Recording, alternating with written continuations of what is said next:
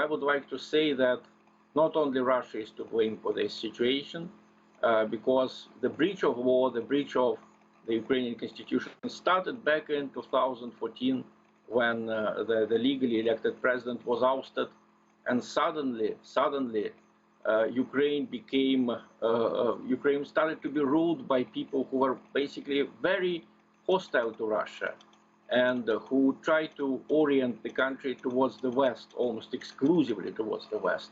The president thinks that we should have our new Cuban crisis moment. You know, Putin said in December when he put his demands, Russia's demands, before NATO members, President Putin decided to make Ukraine safe for Russia.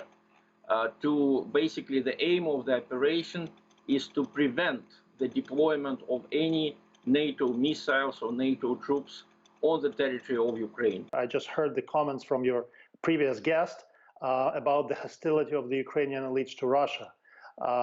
I have to remind you that we had two presidents over the last 8 years, and one of these presidents, current President Vladimir Zelensky, actually defeated a more nationalist president in a free and fair election in 2019.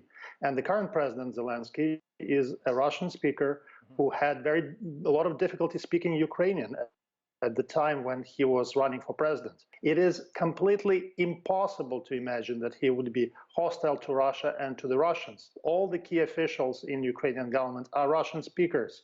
So the pretext under which Putin invaded Ukraine is completely fabricated. Right. And the goal of this invasion is primarily to capture additional territory for the sake of Putin's control. I think it's very important, the subject that Sergiy raised, and I think we both view what's going on as a tragedy. But I would like to specify that, yes, Mr. Zelensky is a Russian speaker initially, and he promised to bring peace. That's why he defeated Mr. Poroshenko, who basically first used the aviation and artillery against the so-called separatists in the southeast. But unfortunately, Mr. Zelensky did not deliver on his promises. In the last few months, the fighting in Donetsk and Lugansk regions was much worse than even under Poroshenko.